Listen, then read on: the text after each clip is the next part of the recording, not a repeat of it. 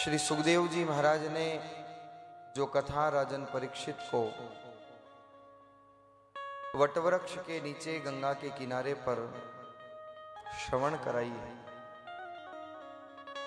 ये वो पावन भक्ति भागीरथी है जहां नैमिषारण्य की तीर्थ भूमि पर श्री सूत जी महाराज 88,000 सौनकादिक ऋषियों को श्रवण करा रहे हैं। और इस कलयुग में अगर भव पार कराने का सबसे बड़ा कोई साधन है, सबसे बड़ी कोई नौका है, तो वो श्रीमद् भागवत महापुराण है, जिसका आश्रय लेने मात्र से जीव भव पार हो जाता है, लोक भी सुधर जाता है और परलोक भी सुधर जाता है। क्या है श्रीमद् भागवत महापुराण? ये कोई साधारण पोथी नहीं है, इसे आप कोई साधारण ग्रंथ मत समझना, क्योंकि भागवतकार वर्णन करते हैं जब भगवान इस धराधाम पर पधारे और 125 वर्ष तक अपनी लीला इस धरती पर भगवान ने की, पर जब भगवान ने प्रस्थान किया तो भगवान का तेज श्रीमद् भागवत महापुराण के मध्य भगवान विराजमान करते, और इसलिए भागवतकार प्रमाण देते हैं। क्या है भागवत? तेनेय वांगमयी मूर्ति प्रत्यक्षम वर्तते हरि। ये कोई साधारण ग्रंथ नहीं है, ये भगवान का वांगमय स्वरूप है। जैसे पत्थर की मूर्ति होती है, मिट्टी की मूर्ति होती है, लकड़ी की मूर्ति होती है, काष्ठ की, अष्ट धातु की मूर्ति होती है, स्वर्ण की मूर्ति होती है, चांदी की मूर्ति होती है। अलग अलग धातुओं में भगवान को अलग अलग मूर्त रूप दिया जाता है। उसी प्रकार से व्यास जी महाराज के द्वारा घड़ी गई ये श्रीमद् भागवत महापुराण प्रभु की शब्दमय मूर्ति है। एक एक शब्द भगवान का स्वरूप है, इसलिए श्रीमद् भागवत महापुराण ये साक्षात भगवान का वांगमय स्वरूप कहलाता है। किसे कहते हैं भागवत? 4 शब्द है, भकार, गकार, वकार और तकार। इन 4 शब्दों से मिलकर के ये दिव्य ग्रंथ उन पुरोधाओं ने, श्री व्यास जी महाराज ने प्रदान किया है।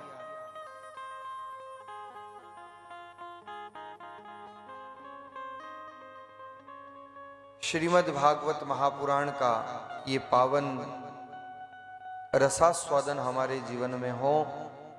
आइए उससे पहले जिनकी महिमा इस पावन पुराण में है उनका स्मरण करते हुए इस गंगा में अवगाहन करते हैं। श्री कृष्ण गोविंद हरे मुरारे, हे नाथ नारायण वासुदेवा। श्री कृष्ण गोविंद हरे मुरारे, हे नाथ नारायण वासुदेवा। हे नाथ नारायण वासुदेवा, हे नाथ नारायण वासुदेवा। हे नाथ नारायण वासुदेवा, हे नाथ नारायण सभी गाइए भाव से। वासुदेवा। श्री कृष्ण गोविंद हरे मुरारे,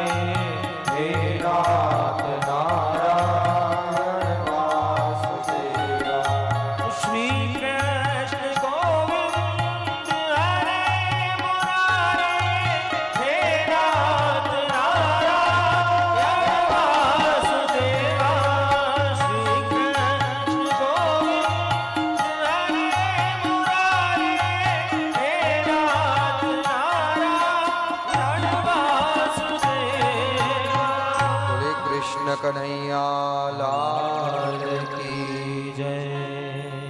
भागवत। सबसे पहला शब्द है भकार, और भकार से तात्पर्य है श्रीमद् भागवत महापुराण के अनेक व्याख्याकार हुए और उन महापुरुषों ने जो व्याख्याएं की है। भकार से तात्पर्य है प्रकाश, चैतन्य स्वरूप। श्रीमद् भागवत महापुराण दूसरा शब्द है गकार। गकारस्तु ज्ञानवाचकः, गकार ज्ञान का प्रतीक है। वकार अर्थात वरश्रेष्ठ, और तकार से तात्पर्य है तरणी अर्थात नौका। एक भावार्थ तो ये हुआ कि इस कलयुग में उस प्रकाश की तरफ, उस चैतन्य की तरफ ले जाने वाली सर्वश्रेष्ठ नौका अगर है तो वरश्रेष्ठ नौका श्रीमद् भागवत महापुराण है, जो लोक भी सुधार देती है और परलोक भी सुधार देती है। और भागवत क्या देती? भकार से तात्पर्य है भक्ति, गकार से तात्पर्य है ज्ञान, वकार से तात्पर्य है वैराग्य। ये वो ग्रंथ है जो जीवन में भक्ति, ज्ञान, वैराग्य रूपी तत्व को प्रदान करता है। ऐसा जो पावन दिव्य ग्रंथ है उसे भागवत कहा गया है। और सहज नहीं है भागवत मिलना। वास्तव में ये बाघला परिवार के पूर्वजों का कोई पुण्योदय हुआ है, जो श्रीमद् भागवत महापुराण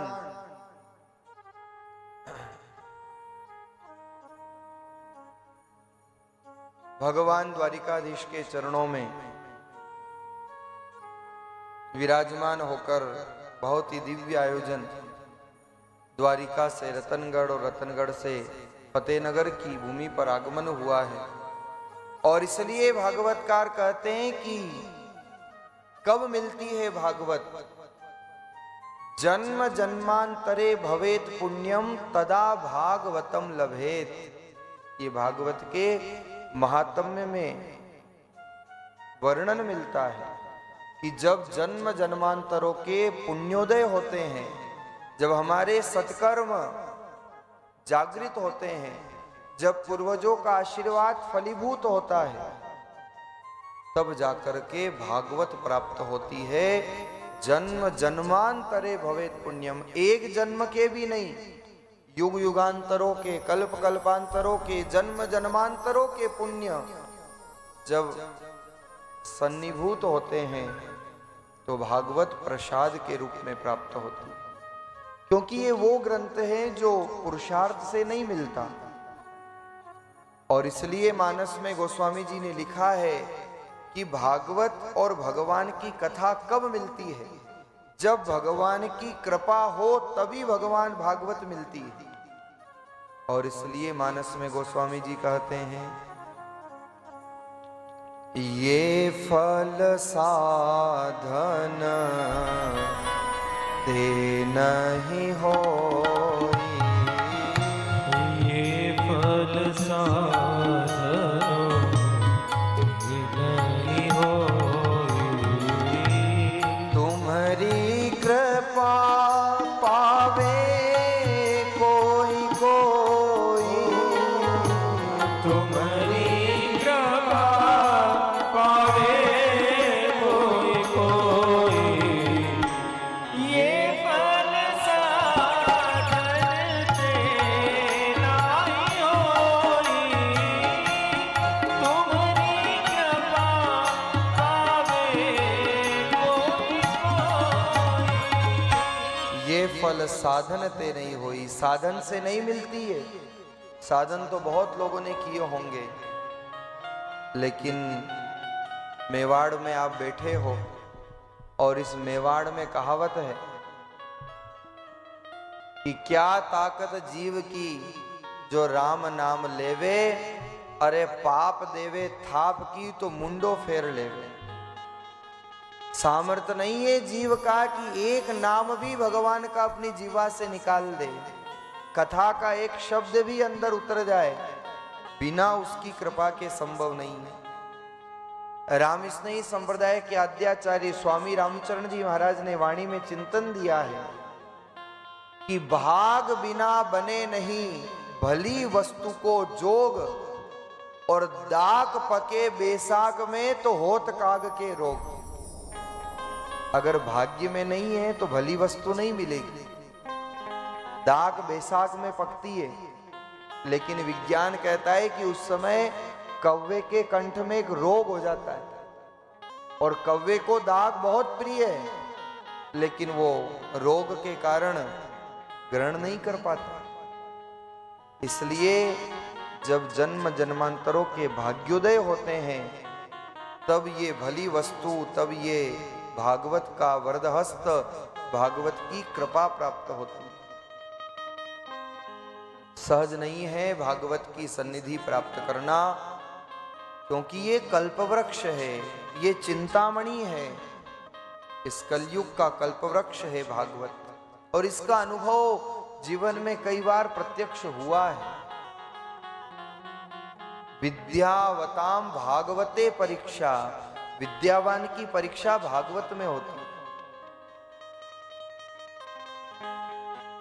क्या है भागवत? कई बार लोग प्रश्न करते हैं, महाराज भागवत सुनने से मिलेगा क्या? क्योंकि आजकल जब तक जिसको किसी को कुछ मिले नहीं, तब तक व्यक्ति कोई काम करता नहीं। हर व्यक्ति सोचता है मेरे को मिलेगा क्या, कुछ मिले तो मैं काम करूं, नहीं तो काम ही नहीं करूं। तो आपको पता है व्यापार करने से क्या मिलता है, धन की क्या महत्ता है, तो कहना थोड़ी पड़ता है कि भैया व्यापार करो, काम धंधा करो, अपने आप व्यक्ति लगा रहता है। पेट भरण करने के लिए भोजन बनाना पड़ता है, तो इनको कहना नहीं पड़ता, रोज का काम है, रोज बनाना पड़ता है। भागवत से क्या मिलेगा? क्या करती है भागवत? सबसे उत्तम फल भागवत का क्या है?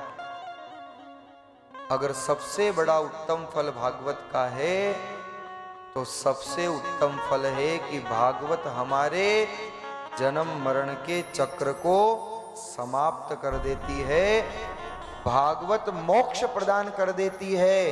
ये भागवत का सबसे बड़ा फल है, और इसमें अनेक उदाहरण आपको मिलेंगे। राजन परीक्षित का दृष्टांत क्या है? स्वामी रामचरण जी महाराज ने अनुभव वाणी में वर्णन किया है। नरप परीक्षत भयो परायण, सूक देवशु शब्द पिछायण, राम नाम दिन सात पढ़ायो, और तज नरलोक परम पद पायो। श्री महाराज ने प्रमाण दिया, भागवत का प्रसाद नरलोक को छोड़ करके परम पद को परीक्षित प्राप्त कर गए। ये भागवत का प्रसाद, क्योंकि ये चक्र, ये भवरोग हर जीव के लगा हुआ है। ये 84 लाख योनियों का चक्र दिन रात चल रहा है, हर जीव अपने कर्म बंधन में इसमें पिसा रहा है। इसलिए तो बार बार जन्म लेना पड़ता है, बार बार मरना पड़ता है। और शंकराचार्य जी महाराज इसलिए कह रहे हैं कि पुनरपि जन्मम पुनरपि मरणम, पुनरपि जननी जठरे शयनम। पुनरपि जन्मम पुनरपि मरणम, पुनरपि जननी जठरे शयनम। इह संसारे खल दोस्तारे, कृपया वारे पाहि मुरारे। इह संसारे फल दोस्तारे, कृपया वारे पाहि मुरारे। भज गोविंदम भज गोविंदम, गोविंदम भज मोडमते। भज गोविंदम भज गोविंदम, गोविंदम भज मोडमते। भज गोविंदम भाव भज से गोविंदम गोविंदम भज मूढ़मते।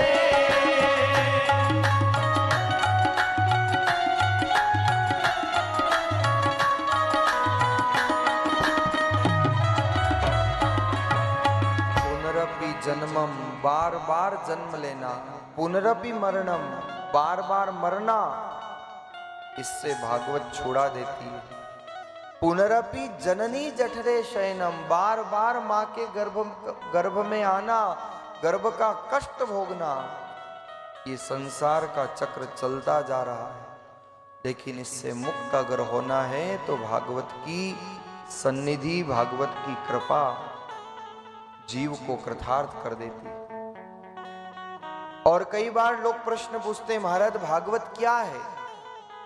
और मैं आपको अगर अपनी भाषा में, सरल भाषा में समझाऊं, क्योंकि आजकल आधुनिक युग है, सब मल्टीमीडिया के जमाने में जी रहे हैं, सबका जीवन आजकल ये बंद कर लो मुट्ठी में संसार को, आधुनिक युग का प्रभाव है, विज्ञान प्रगति कर रहा है।